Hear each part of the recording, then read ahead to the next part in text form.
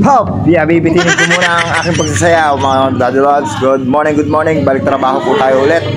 At ilang araw po tayong hindi nakatrabaho kasi nga po pabugso-bugso po ang panahon at napakahirap po magtrabaho pag nag-uulan.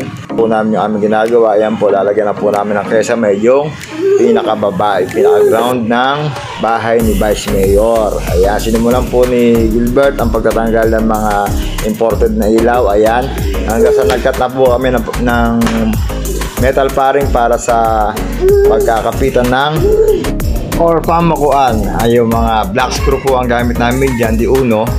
Ayan po, habang nilalagyan po namin ng bracket. Ayan, nilagyan po namin ng bracket yung metal paring para po kahit paano ay may suporta po yung ating ceiling panel.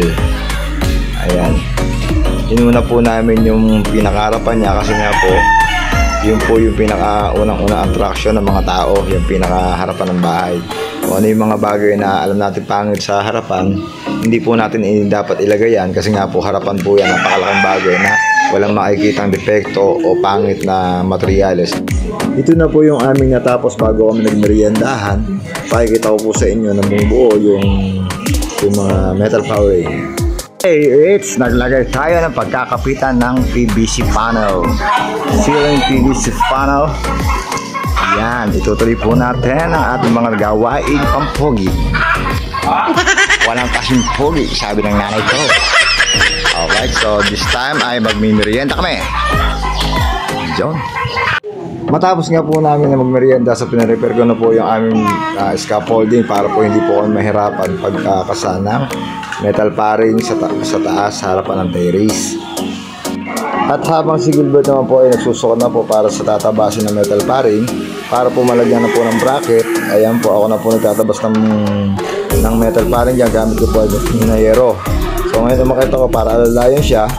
Ayan po, hanggang sa pinuno ko na rin po, ako na rin po nagbutas ang pulang tops para po sa black screw natin nang gumapit ang ating metal paring. So sinukatan po rin yung bandang unahan, medyo mahaba siya. Sumubaba, ayan po, kitang-kita nyo naman siguro, matapos po ako dyan ng metal paring, gamit ko po dyan ang kunting nangyero. Yan. So ayan, namakit na uli ako. Ganyan po kahirap ang aming trabaho, pero talagang tsaga talaga. Kasi nga po, unang-una, magpapasko po, kailangan po natin na konting budget para sa Paskong darating. Ayan, malapit na. Ilang tuwag na lang po ay Christmas na po. Blessing na po yan. Kung po magpapasko ay meron po ay mga trabaho. Meron naman po yung magpasko ka na wala tayong trabaho. Kahit paano po ay napagtsatsagaan naman po. So hindi naman mahirap po yan na pagkatrabahong yan. Kasi nga po, pag gusto po ng katawan, kahit anong hirap po yan, pwede naman po natin pagtsagaan.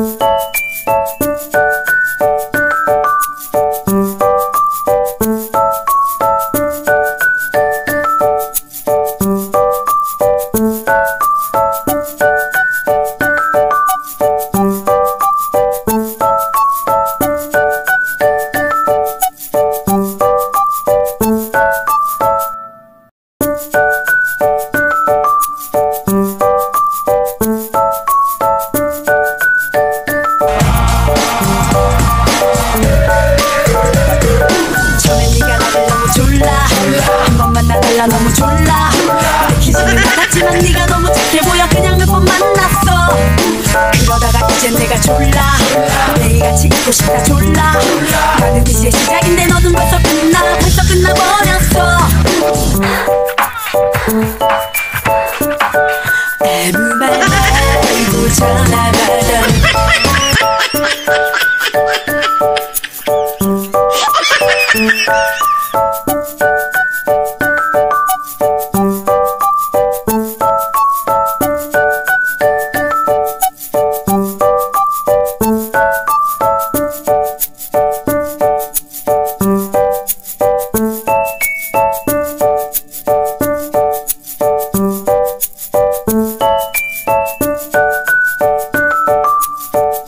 Ate Sally, pag ang driver nagigipit, kay Ate Sally kumakapit. Uyubo ko sa alin dyan. Alright. Yan ang special guest. Yung pa yung kapatid ni Mami Lord. Yun mga Daddy Lods, maraming salamat po sa 10 minutong pagkakasayo nyo ng oras. Maraming salamat po sa inyo. See you tomorrow. Bye-bye. Thank you all.